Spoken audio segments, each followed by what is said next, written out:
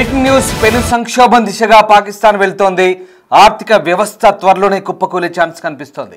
ప్రస్తుతం దుర్భర దారిద్ర్యంలో పాకిస్తాన్ కొట్టుమిట్టాడుతోంది.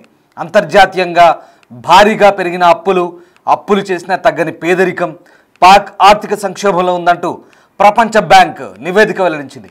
2026లో పాకిస్తాన్కు వినాశనమేనా అనే సందేహాలు ఇప్పుడు వెలువెత్తున్నాయి. ఎందుకంటే ఓవైపు తిరుగుబాట్లు, మరోవైపు రాజకీయ సంక్షోభం. ఇప్పటికే పాక్ ఆక్యుపైడ్ కాశ్మీర్లో తిరుగుబాటు మొదలైంది. వేలాదిగా జనం రోడ్ల మీదకి వస్తున్నారు. రాజకీయ ఆర్థిక వివక్షతకు వ్యతిరేకంగా ఉద్యమాలు చేస్తున్నారు. అటు పాకిస్తాన్కు BLA చుక్కలు చూపిస్తోంది. ఇప్పటికే స్వతంత్ర దేశంగా ప్రకటించుకుంది బలూచిస్తాన్. ఈ నేపథ్యంలో అటు ఖైబర్ పఖ్తూన్ఖ్వాలోనూ ఉవ్వెత్తున ఉద్యమాలు సాగుతున్నాయి.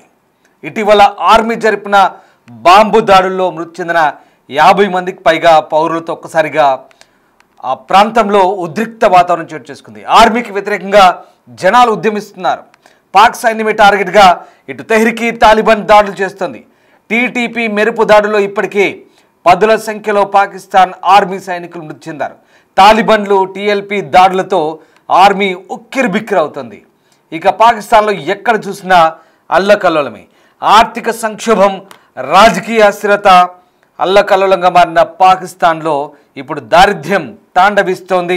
ఇదే విషయాన్ని ప్రపంచ బ్యాంక్ నొక్కి చెప్పింది. ఎస్, మీరు వింటుంది నిజమే. పాకిస్తాన్లో దుర్భర దారిద్ర్యం తాండవిస్తున్నట్టు ప్రపంచ బ్యాంక్ కీలక నివేదిక వెల్లడించింది. ప్రపంచ బ్యాంక్ కీలక ప్రకటన చేసింది. IMF నుంచి భారీగా రుణాలు తీసుకున్నా పేదరికం తగ్గలేదని చెప్తోంది. 8 ఏళ్ల గరిష్ట స్థాయికి పేదరికపు నిష్పత్తి పెరిగిందంటూ ప్రపంచ బ్యాంక్ వెల్లడిస్తోంది. గ్రామీణాభివృద్ధిని వదిలేసి రక్షణ వ్యయంపైనే పాకిస్తాన్ ప్రభుత్వం దృష్టి పెడుతోంది. ప్రస్తుత ఆర్థిక నమూనా పూర్తిగా విఫలమైందంటూ వెల్లడించింది. కీలక విధాన సంస్కరణలు చేపట్టాలంటూ ప్రపంచ బ్యాంక్ సూచిస్తుంది. అంటే ప్రపంచ బ్యాంక్ ఏం చెప్తోంది? ఆ దేశంలో అభివృద్ధిని వదిలేసి ఎంతసేపు తీవ్రవాదాన్ని పెంచి పోషిస్తూ యుద్ధాలకు కయ్యానికి కాలు దువ్వుతున్న పాకిస్తాన్ బుద్ధి మార్చుకోకపోతే సర్వనాశనం కాబోతుంది త్వరలోనే అంటూ ప్రపంచ బ్యాంకు వెల్లడిస్తోంది. పాకిస్తాన్ ఆర్థిక వ్యవస్థ తీవ్ర సంక్షోభంలో కూరుకుపోయిందని, ఆ దేశం దుర్భర దారిద్ర్యంలో కొట్టుమిట్టాడుతుందంటూ ప్రపంచ బ్యాంక్ వెల్లడిస్తోంది. అంతర్జాతీయ ద్రవ్యనిధి, IMF వంటి సంస్థల నుంచి భారీగా రుణాలు తీసుకుంటున్నా దేశంలో పేదరికం తగ్గకపోగా మరింత తీవ్రమవుతుందంటూ తీవ్ర ఆందోళన వ్యక్తం చేస్తోంది. దేశంలో అమలవుతున్న ఆర్థిక వృద్ధి నమూనా పూర్తిగా విఫలమైందని, పేదల జీవితాలను మెరుగుపరచడంలో ఘోరంగా ఫెయిల్ అయ్యారంటూ స్పష్టం చేస్తుంది. ఈ మేరకు రిక్లైమింగ్ momentum towards prosperity, Pakistan poverty, equity and resilience assessment పేరుతో సెప్టెంబర్ 23న ఒక నివేదికను విడుదల చేసింది. అందులో కీలక అంశాలను వరల్డ్ బ్యాంక్ వెల్లడించింది. ఈ నివేదికలో ఏముందో ఒకసారి నేను మీకు చెప్పే ప్రయత్నం చేస్తాను. పాకిస్తాన్లో పేదరికం హెడ్ కౌంట్ నిష్పత్తి, HCR అంటారు, గత 8 సంవత్సరాల్లో ఎన్నడూ లేనంత పైకి ఎగిరిపోయింది. ఎన్నడూ లేనంత గరిష్ట స్థాయికి పేదరికం పెరిగిపోయింది. అంటే 25.5% చేరింది పేదరికం. కేవలం 2023 నుంచి చూస్తే ఇది 7-8% పెరిగినట్టుగా తెలుస్తోంది. దీన్ని బట్టి పరిస్థితి ఎంత తీవ్రంగా మారిందో అర్థం చేసుకోవచ్చు. ఒకప్పుడు పాకిస్తాన్ పేదరిక నిర్మూలనలో గణనీయమైన పురోగతి సాధించిందని చెప్పారు. కానీ 2001లో 64%గా ఉన్న పేదరికాన్ని 2018 నాటికి 21.5%కి తగ్గించగలిగింది. సరే, 2015 వరకు ఏటా 3% చొప్పున పేదరికం తగ్గినా ఆ తర్వాత దాని వేగం సంవత్సరానికి 1% కంటే తక్కువ పడిపోయింది. అంటే ప్రభుత్వాల విధానాలు, వలస సంక్షోభ కారణంగా ఈ వరుసగా ఈ సంక్షోభాలు ఇవన్నీ కూడా కష్టపడి సాధించిందంతా కూడా గంగలో కలిసిపోయింది.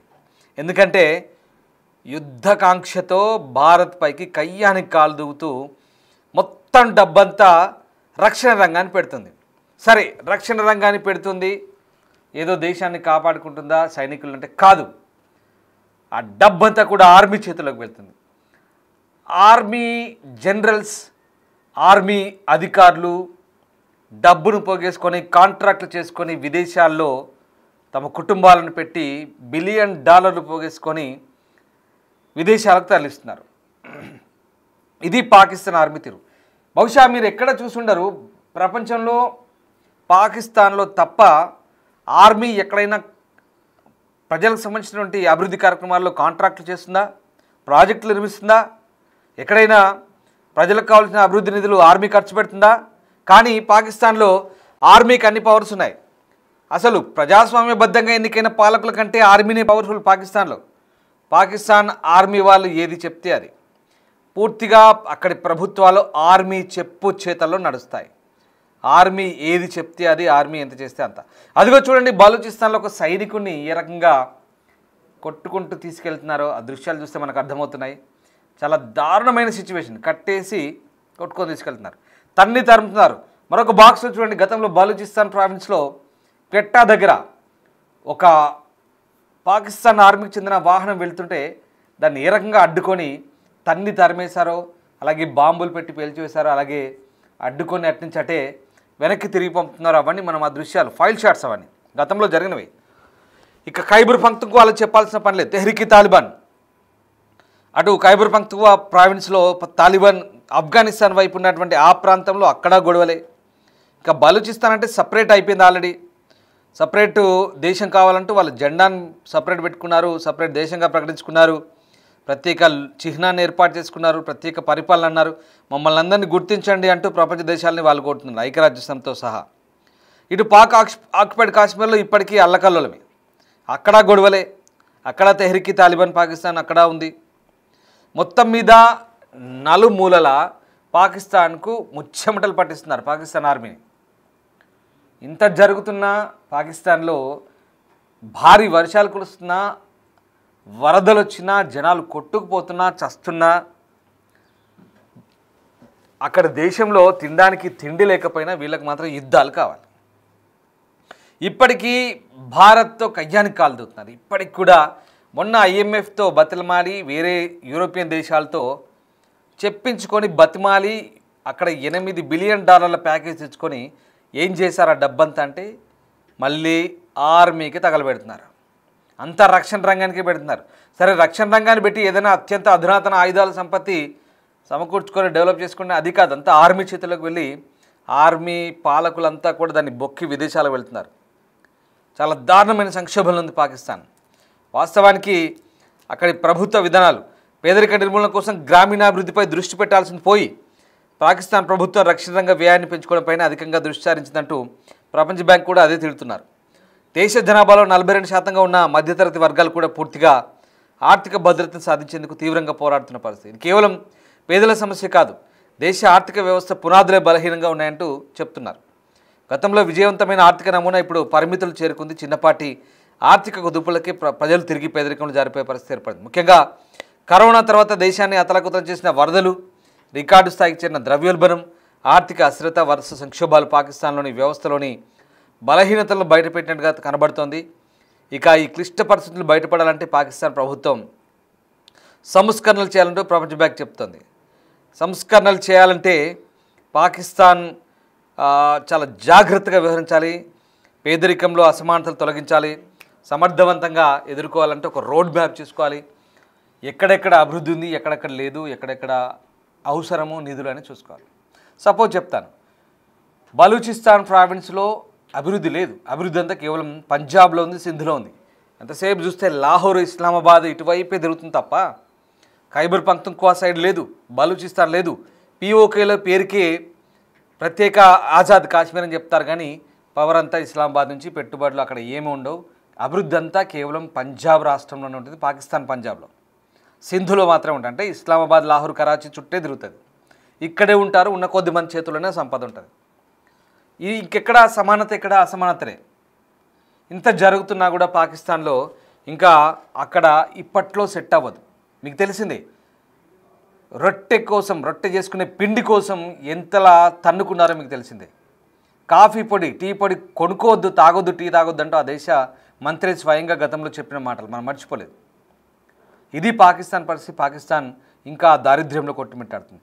పొలిటికల్గా సరిగ్గా ఉండదు, అన్సర్టినిటీ, రాజకీయ అస్థిరత, ఎప్పుడు ఎవడుంటాడో ఎవడు పోతాడో తెలియదు, ఎక్కడ తిరుగుబాటు అవుతుందో తెలియదు. ఒక్కటి మాత్రం చెప్తాను, ఇక్కడ కొసమెరుపు ఏంటంటే నేపాల్లో జరిగింది, బంగ్లాదేశ్లో జరిగింది, శ్రీలంకలో జరిగింది తిరుగుబాటు, నెక్స్ట్ పాకిస్తాన్లోనే జరగబోతోంది. ఎస్, ఇది నిజం. ఎందుకంటే అక్కడి పరిస్థితులు చూస్తే ప్రస్తుతం అవునని అనిపిస్తుంది. దేశాన్ని తాకట్టు పెట్టని చూస్తున్నారు అమెరికాకి. పాకిస్తాన్లో పరిస్థితి చాలా దారుణంగా ఉంది. ఇది మనం ఏదో కోపంతో చెప్పట్లేదు, మన పక్క దేశం, మన శత్రు దేశం అని నేనేదో దాన్ని ప్రెడిక్ట్ చేసి చెప్పట్లేదు. అది ప్రపంచ బ్యాంకులు చెప్తున్న వాస్తవాలు అవి. పాకిస్తాన్లో దారిద్ర్యం తాండవిస్తోంది. చాలా దారుణమైన పరిస్థితి ఉంటుంది. పేదరికం పెరుగుతోంది. బహుశా ఇంకో ఏడాది 2 నెలల్లో పాకిస్తాన్ కనుక పరిస్థితులు మారకపోతే, ఒక రోడ్ మ్యాప్, ఒక నమూనా లేకపోతే ఖచ్చితంగా అల్లకల్లోలంగా మారే అవకాశం ఉంది. ఇప్పటికే చుట్టూ నలువైపులా తీవ్రవాదంతో పెంచి పోషించుకుంటున్న పరిస్థితి. ఇంకా కూడా కొత్త కొత్త గ్రూపులు ఏర్పడుతున్నాయి. ఒక లేడీ తీవ్రవాద సంస్థ పెట్టిందట, ఆమెకేం పోయే కాలం. అజర్ మసూద్ చెల్లె అంట. మరోవైపు ఐఎస్ఐ ఇంకో గ్రూప్ను పెట్టింది ఇక్కడ బలూచిస్తాన్లో. అక్కడో గ్రూప్ తయారు చేశారు. వాళ్ళట ఆఫ్ఘనిస్తాన్కు, భారత్కు, ఇంకెవరికో వ్యతిరేకంగా బంగ్లాదేశ్లో గ్రూపులను పెట్టి మన మీదకి వదులుతారంట. ఒకప్పటి భారతదేశం కాదు, ఊరుకోకండి, చూస్తూ ఊరుకోదు. ఇక్కడ ఇంటెలిజెన్సు, ఇక్కడ వీళ్ళంతా కూడా చీమ చిటుక్కుమన్న. అందుకే మన ఆర్మీ చీఫ్ చెప్తున్నాడు, ఉంటారా పోతారా ప్రపంచ పటంలో తేల్చుకోవడానికి. అది పరిస్థితి. ఇంత జరుగుతున్నా, వరదలు వచ్చినా, అల్లకల్లోలం జరుగుతున్నా, కరోనా మహమ్మారితో అతలాకుతలమైన పాకిస్తాన్కు మాత్రం బుద్ధి రావట్లే అక్కడ పాలకులకు. మీకు విషయం తెలుసా, పాకిస్తాన్ ఆర్మీ చీఫ్ అసీం మునీర్ భార్య పిల్లలంతా కూడా అమెరికా పోయారు. ఆల్రెడీ అమెరికా పౌరసత్వం తీసుకున్నారు. మునీర్ కూడా పౌరసత్వం ఇచ్చినట్టుగా ఆల్రెడీ ప్రచారం జరుగుతోంది. అక్కడ సిటిజన్షిప్. ఇక్కడ ఏ పరిస్థితుల్లో ఇక్కడేమవుతుందో తెలియదు. మళ్ళీ యుద్ధం వస్తే కనుక, మొన్ననే యుద్ధం వస్తే వాడు బంకర్లో పోయి దాచుకున్నాడు. ఈసారి ఏకంగా చెక్కేస్తాడు. ఇక యుద్ధం మనం చేయం ఈసారి. అక్కడే అంతర్గత యుద్ధం అవుతుంది. బంగ్లాదేశ్, పాకిస్తాన్. బంగ్లాదేశ్లో హసీనాపైకి ఎట్లా దాడి చేశారో, మొన్న నేపాల్లో పోయి ఆ రాజుని ఇంటికి ఎట్లా పోయి తన్ని తరిమారో, రేపు పాకిస్తాన్లో షెబాజ్ షరీఫ్ కానీ ఇంటికి పోయి కూడా అట్లే తంతారు జనాలు. ఖచ్చితంగా పరిస్థితి అక్కడికే దాపురిస్తుంది. అలాంటి సిచ్యువేషన్ ఉంటుంది. పాకిస్తాన్ కనుక మారకపోతే, అంటే మనమేదో అక్కస్తో కోపంతో చెప్పట్లేదు ఈ మాటలు, మనకెందుకు, వారి ఊర్లో, వారి ఇంట్లో, వారి దేశంలో ఏమైతే మనకేంటి. కానీ అక్కడ ఆర్థిక పరిస్థితులు అంత బాగా లేకున్నా కూడా మన మీద యుద్ధానికి, కయ్యానికి కాలు దూకుతున్నారు చూసారా, అది దారుణం. కాశ్మీర్ చాలదన్నట్టు మళ్ళీ సర్క్రిక్ దగ్గరకు వస్తున్నారు, గుజరాత్ దగ్గరికి. అక్కడ చొరబాట్లకు ప్రయత్నిస్తున్నారు. అందుకే మన ఆర్మీ చీఫ్ చెప్తున్నాడు, ప్రపంచ పటంలో ఉండాలో లేదో తెలుసుకోవాలని. అదే జరగబోతుంది. రేపటి రోజు పాకిస్తాన్ పరిస్థితి కూడా అంతే అల్లకల్లోలంగా మారబోతుంది. ఓవరాల్గా ఇవన్నీ కలిసి పాకిస్తాన్ పరిస్థితి 2026లో ఎట్లా ఉంటుందని ఒకసారి ఊహించుకోండి. చాలా దారుణమైన పరిస్థితి ఉంటుంది. అంతర్గత కల్లోలాలు, ఆర్థిక వ్యవస్థ చిన్నాభిన్నంతో ఖచ్చితంగా తారుమారే అవకాశం ఉంది. ఆర్మీ అధికారులంతా దేశం విడిచి చెక్కేసే రోజులు త్వరలోనే ఉన్నాయి. ఇక ఈ మంత్రులు, ప్రధానులు, వీళ్ళు చెప్పుకుంటున్న సోకా లీడర్లంతా కూడా బట్టలు విడిచి కొడతారు, బట్టలు ఉడదీసి కొడతారు, రోడ్లపై తన్నుకుంటూ తరిమే రోజులు కూడా. ఎందుకంటే వీళ్ళ పద్ధతి మార్చుకోకపోతే, పాకిస్తాన్లో జనం కనుక తిరగబడితే, ఆర్థిక సంక్షోభం వస్తే కనుక అక్కడ కూడా పరిస్థితులు మరో బంగ్లాదేశ్, మరో నేపాల్ మాదిరిగా తయారయ్యే అవకాశాలు త్వరలోనే ఎంతో దూరంలో లేవో అనిపిస్తుంది.